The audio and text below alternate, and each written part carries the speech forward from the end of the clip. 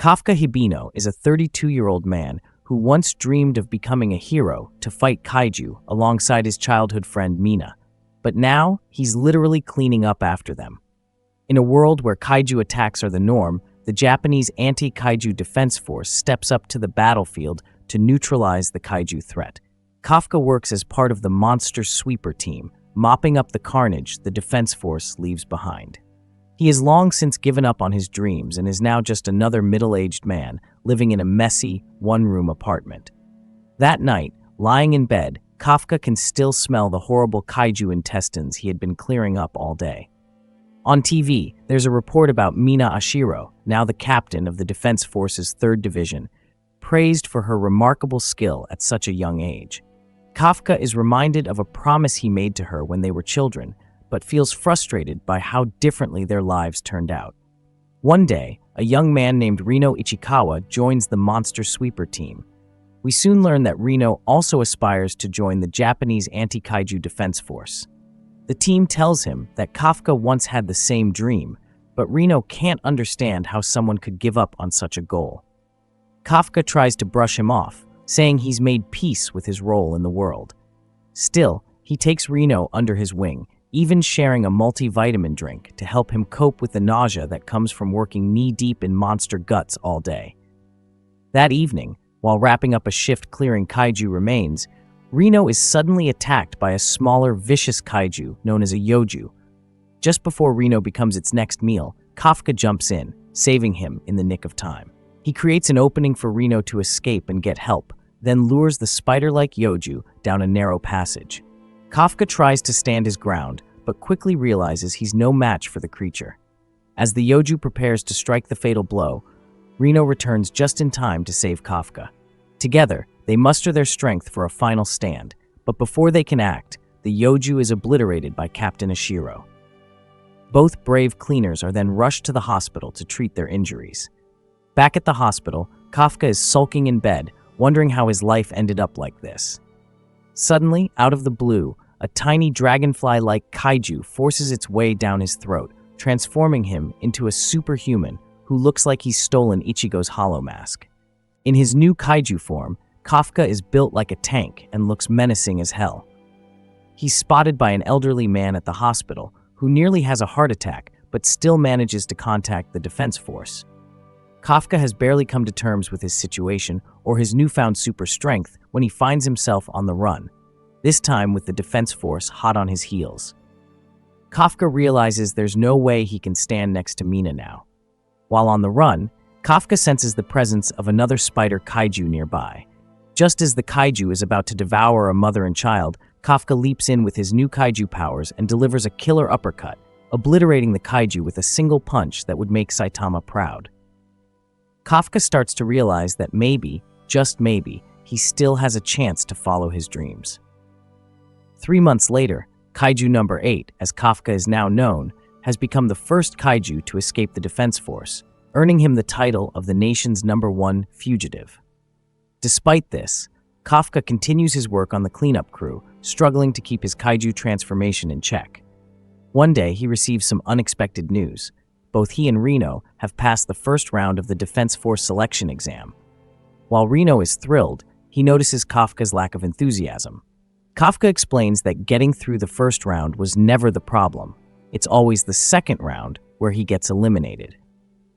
Their journey to the second round begins, but things get off to a rough start when they bump into Shinomiya Kikoru, a child prodigy with her own power suit, in the examination center parking lot. Without hesitation, she eyes Kafka suspiciously and tells him that he smells like a kaiju. As the next stage of the selection process begins, Kafka barely manages to scrape through the physical assessment to move on to the next stage, battling real-life kaijus. The examinees are given special suits that boost their innate physical abilities.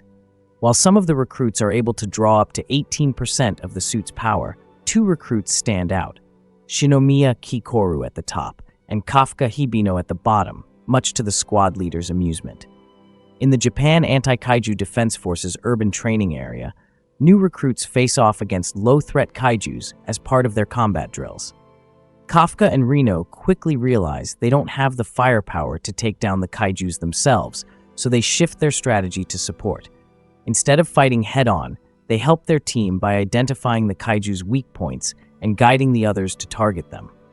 Meanwhile, Shinomiya Kikoru is on a kaiju killing spree, effortlessly eliminating the creatures with her impressive skill and overwhelming firepower. During the chaos, Kafka gets blindsided by a rogue kaiju, but Kikoru swoops in to save him, laughing at his weakness. Despite the setback, Kafka refuses to give up. Determined to keep helping, Reno hoists Kafka onto his shoulders, and the two continue supporting their fellow recruits. Vice Captain Hoshina, watching the monitors, bursts out laughing at the sight of Ichikawa running around with Kafka perched on his back, their teamwork unconventional but effective. Elsewhere on the training ground, Kikoru takes out the final boss of the training exercise with ease, stunning it with a grenade and shooting her load right down its throat and bringing the final exam to an end. But just as she's about to walk away, a mysterious new humanoid kaiju appears on the scene and shoots Kikoru with invisible projectiles. It then reanimates the corpses of all the dead kaijus, leaving a badly injured Kikoru to be devoured by the newly revived, steroid-enhanced Hanju before disappearing from the scene. Meanwhile, the defense force is on high alert, evacuating the trainees as Captain Mina and Vice Captain Hoshina rush to the scene, desperately trying to get there in time. Kikoru draws on her final reserves of strength and does her best to take down the steroid-enhanced kaiju, but unfortunately, she's no match for the monster. As the kaiju is about to unleash a powerful energy blast to vaporize her, she closes her eyes and asks her father for forgiveness for not being strong enough. Just as Kikoru prepares to meet her end, the steroid kaiju fires an energy blast, but to her surprise, she's unharmed. Instead, Kafka appears in front of her with a concerned smile. He thanks her for her hard work and reassures her that everything's going to be all right. Transforming into his kaiju form, he casually deflects another of the monster's energy blasts. Then, in true One Punch Man style, Kafka obliterates the steroid kaiju with a single blow. In the aftermath, we see Kafka recovering in the hospital from the fractures he sustained, while Mina is also recovering from the brutal beating she took from the steroid kaiju. To keep Kafka's secret, Kikoru reluctantly takes credit for defeating the kaiju. In a surprising turn of events, all 30 recruits pass the selection process. Well, almost all. Kafka Hibino, despite giving it his all, clearly failed. His fitness score ranked dead last, and he scored a flat 0 on the aptitude test. As Captain Mina Ashiro prepared to comment on his performance, Vice Captain Hoshina raised his hand and with a grin claimed Hibino for his platoon. Hoshina explained that while Hibino's scores were less than stellar, his knowledge of kaiju weak points and his determination to help others caught his eye. Plus, he added with a chuckle, Hibino was funny as hell.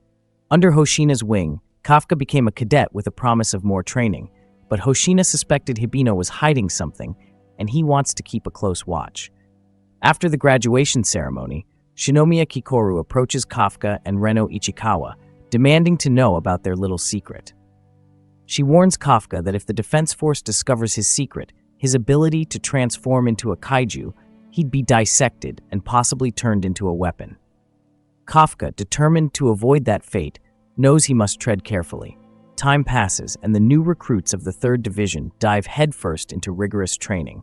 Combat drills, sharpshooting exercises, and kaiju simulations become their new normal. Slowly but surely, everyone improves. Even Kafka, whose combat power creeps up from 0% to 1%. In a rare moment of downtime, the recruits gather in the men's bath, sharing stories of why they joined the defense force. Most of them idolize Captain Ashiro. She even saved Furuhashi's life back in middle school. When Kafka shyly reveals that he and Ashiro were childhood friends, the group bombards him with questions. The chatter continues until they all overheat from staying in the bath too long. As training continues, the recruits grow closer, pushing each other to get stronger. One night, while the others sleep, Kafka stays up late, studying intensely. His exhaustion shows, but he's determined to catch up. Vice Captain Hoshina appears, teasing Kafka about working hard for Ashiro's sake. He mentions that he's aware of Kafka's connection to her. After all, even the baths are monitored. Kafka, embarrassed, admits he promised to fight by her side one day. With a sly smile, Hoshina reminds Kafka that they're technically rivals. As vice captain, it's his job to fight alongside Ashiro, and he doesn't plan on giving up that spot easily. But before leaving, Hoshina also issues a grim warning, not to get too close to his fellow recruits as something bad could happen at any time. Just then, an alarm blares. A kaiju is attacking. Hoshina tells Kafka it's time to suit up for his first mission. At 3 a.m., the 3rd Division mobilizes in response to a kaiju sighting near Sagamihara. Civilians are evacuated while the officers ready their strategy. A massive mushroom head Hanju is on the move, and it's spawning hordes of smaller Yoju. Captain Ashiro will handle the Hanju, while the new recruits are tasked with neutralizing the Yoju. Kafka, riding in the back of the transport with the others, fights the urge to throw up. He ate too much out of sheer nerves. As they arrive at the neutralization zone, they can see the gigantic, fungus-like Hanju looming in the distance. The plan is simple: prevent any mushroom head Yoju from escaping the area. Vice Captain Hoshina encourages the recruits to show their skills, and Reno gives Kafka a last-minute pep talk before the battle starts. This mission will determine Kafka's future, but despite the pressure, he's excited to prove himself. As the first wave of Yoju appears, Kafka steps forward to face one, only to be swatted aside. His combat power is still stuck at 1%. Kikoru Shinomiya steps in, effortlessly slicing through the Yoju, impressing the veteran officers nearby. Elsewhere, Reno and Iharu Furuhashi are fighting their own battle against the invading Yoju. Reno adapts quickly, determined to grow strong enough so that Kafka never has to transform into Kaiju No. 8 again. Meanwhile, Harichi Izumo and Aoi Kaguragi handle their sector, maintaining their usual competitive banter as they dispatch the creatures. Kafka, still hidden, listens to updates from Konomi Okanogi at HQ. Using his knowledge of kaiju anatomy, he dismantles a Yoju corpse, locating its core, the monster's weak point, and discovers something alarming. The Yoju have reproductive organs, capable of spawning new kaiju. He reports this to Hoshina, who relays the critical intel to HQ. Kafka volunteers to destroy the fallen Yoju corpses to prevent further outbreaks. As the battle rages on, Vice Captain Hoshina calls out to Kafka on the comms and asks him to watch what happens next. Mina has the Hanju in her sights, her colossal laser cannon primed to fire. With 96% combat power, she asks for clearance to engage. Okanogi gives the all-clear, and Mina fires. The blast of green energy pierces the Hanju, exposing its core.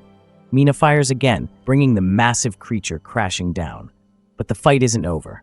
Despite the captain's devastating attacks, countless Yoju pour out from the Hanju's remains, flooding the streets. Hoshina rallies the troops, telling them to clean up the stragglers so they can head home for breakfast. The new recruits, exhausted but determined, brace themselves for another round. As Reno and Iharu finish off a Yoju, they spot a monster sweeper employee lingering near a kaiju corpse. Confused, Iharu calls out, but the figure turns, muttering to himself. His face begins to twist and bubble, morphing into something terrifying, a humanoid kaiju, revealing a new threat lurking among them. Reno and Iharu find themselves facing a dangerous adversary, Kaiju No. 9, the same one that nearly killed Shinomiya during the exam. With chilling precision, Kaiju No. 9 blocks communications, isolating them from the rest of the team. Before they can react, it fires a projectile from its finger, striking Iharu square in the chest. Reno, horrified, tries to fight back, but Kaiju No. 9 taunts them. It wants to take a live human to study and fires again. Reno barely dodges, remembering Shinomiya's warning to watch its fingers. Knowing they're outmatched, Reno tells Iharu to run for help, but Iharu hesitates, frustrated at always being the one to retreat. Reno stands his ground, determined to protect his friend, just like Kafka would. But when Kaiju No. 9 closes in, ready to finish him off, Iharu leaps back into the fight, knocking Reno out of harm's way. Together, they launch a desperate counterattack, but Kaiju No. 9 deflects their efforts with ease. As it prepares to fire once more, Iharu silently prays for a miracle, someone, anyone, to save Reno. His prayer is answered, but not by a demon or devil. It's Kaiju No. 8, Kafka, and he's furious. Kafka punches Kaiju No. 9's head clean off, but as the fight rages on, more Defense Force officers arrive. Kaiju No. 9 regenerates and flees, while Kafka slips away unnoticed. But Vice Captain Hoshina isn't fooled. He tracks Kafka down. Drawing his blade, his eyes shift. the usual gleam replaced by a razor-sharp focus. The real battle between Kaiju No. 8 and the Defense Force Vice Captain begins. Kafka Hibino, in his kaiju form, faces off against Vice Captain Soshiro Hoshina. Hoshina, a skilled swordsman who would make Batosai proud, attacks with incredible speed, forcing Kafka to use some of his kaiju powers just to survive, though he's hesitant to fight seriously against his commanding officer. As Kafka tries to dodge, Hoshina's overwhelming speed lands a critical hit, exposing Kafka's kaiju core. Kafka regenerates but realizes that Hoshina is probably faster than Kaiju No. 9. Meanwhile, Hoshina himself grows frustrated, sensing something unusual in the fight. The battle culminates when Hoshina launches a threefold attack, but Kafka manages to escape after shattering Hoshina's weapon. After the fight, we shift to the aftermath on the battlefield, where Kikoru Shinomiya wonders about Kafka's fate. Kafka eventually shows up in his human form, apologizing for letting Kaiju No. 9 escape. Kikoru reassures him, mentioning their injured friends, Reno Ichikawa and Aharu Furuhashi. Elsewhere, Kaiju No. 9, weakened and in human form, escapes by taking over a human's body. Meanwhile, at the Defense Forces hospital, Reno wakes up. There's a lighthearted moment as the group scrambles to explain away Haru's suspicions about Kaiju No. 8's identity. The new recruits have a celebratory dinner, where Haruichi Izumo is revealed to be the wealthy heir to the Izumo Tech Company. During the dinner, Vice Captain Hoshina formally recognizes Kafka's efforts, promoting him to an officer in the Defense Force. As the night deepens, Kafka sees Hoshina training in the base's gym, reliving his fight with Kaiju No. 8, and gains a newfound respect for Hoshina's commitment to protecting others. Unknown to them, high above, massive kaiju loom in the clouds, silently beginning their descent toward the Defense Force base. Tachikawa Base, headquarters of the Japan Anti-Kaiju Defense Force's 3rd Division, is under attack. Kafka spots wyvern-type kaiju attacking from the air, and Vice Captain Hoshina quickly takes charge, noting that the attack is unusually coordinated. Amid the chaos, Kaiju No. 10 reveals itself, claiming Hoshina as its prey. This kaiju's strength measures at a Daikaiju level, with a fortitude of 8.3. As the battle unfolds, Kafka communicates with Defense Force officers, alerting them that the wyvern kaiju are vulnerable on their backs. Meanwhile, Kikoru Shinomiya, equipped with a powerful axe given to her by Captain Mina Ashiro, takes command of the battlefield. Kikoru and Reno join forces, combining their attacks to take down the flying kaiju with impressive synergy. The focus then shifts back to Hoshina's intense fight with Kaiju No. 10. Hoshina proves to be a formidable opponent, landing a series of well-timed attacks. Kaiju No. 10, enjoying the battle, pushes itself. During the escalating fight, Kafka momentarily transforms parts of his body to save fellow officer Akari Manase, just as reinforcements arrive. Meanwhile, Hoshina continues his deadly duel against Kaiju No. 10, which surprises him by regenerating even after being decapitated.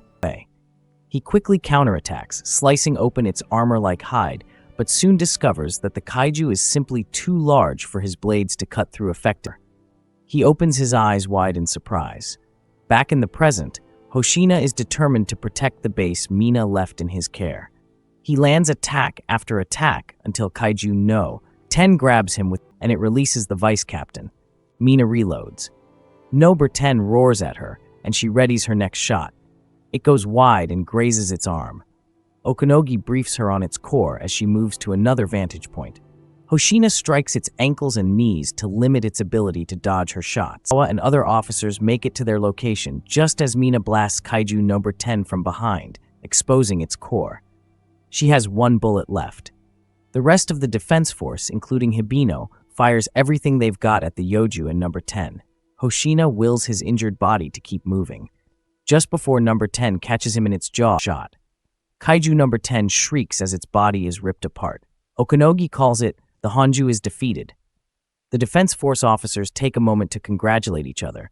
As they tend to their wounded, they can't risk firing at it, as it might set off explosions, and there's no way to evacuate quickly enough. The head of Kaiju No. 10 taunts Hoshina, declaring that their fight is a draw after all. Defense Force officers watch in shock. Hoshina wants to admit it, genuinely liking him.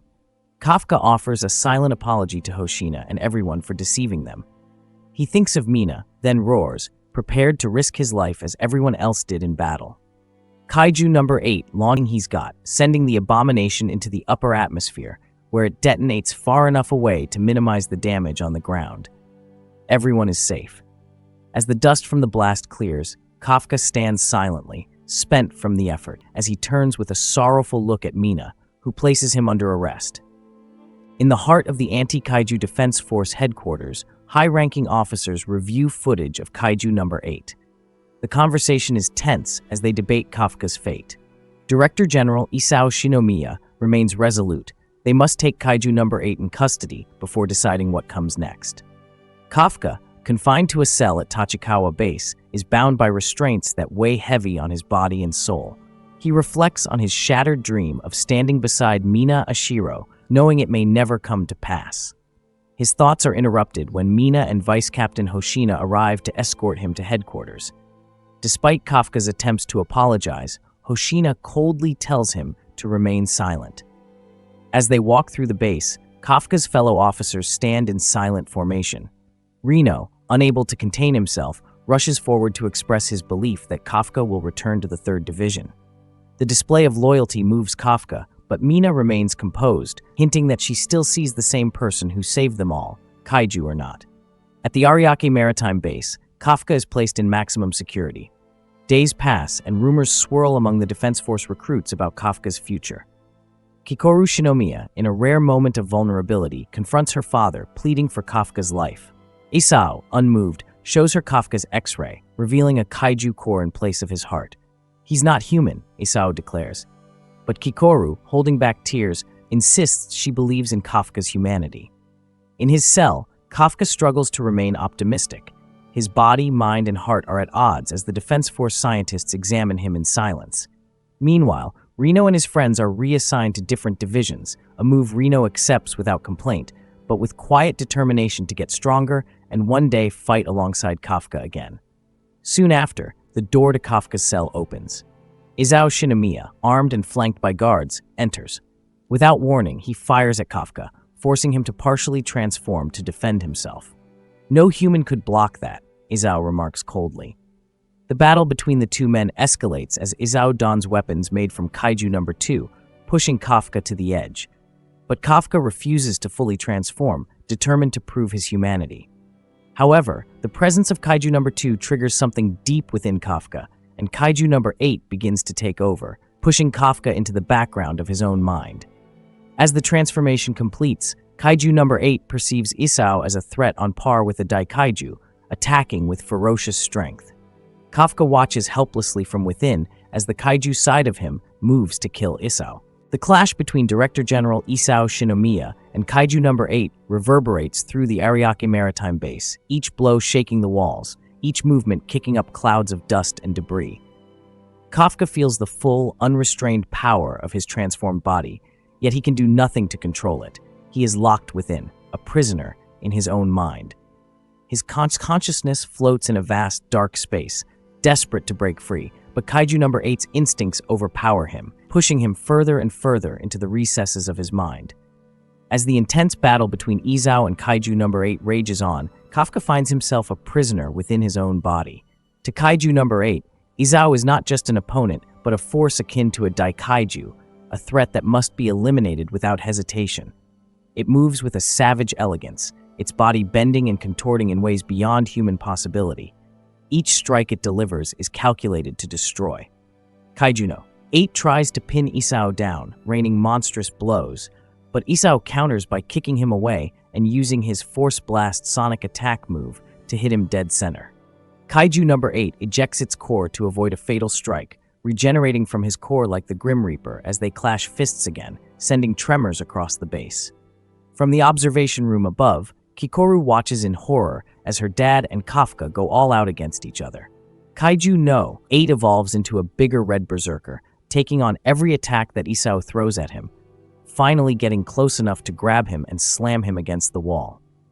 Kafka, trapped in his own mind, watches with horror as Kaiju number 8 moves to end the fight. From the observation deck, Kikoru yells at him not to give in to the beast within. As his consciousness fades, a memory of Mina reaches out to him as the lights go out. As Kaiju No 8 brings down its fist for the final blow. The fight ends. Kafka attacked his own core to stop himself and save Isao. Slowly, as blood drips down his body, Kafka's face emerges, his breath shallow and labored. He tells Isao that he isn't Kaiju number 8, he's Hibino Kafka.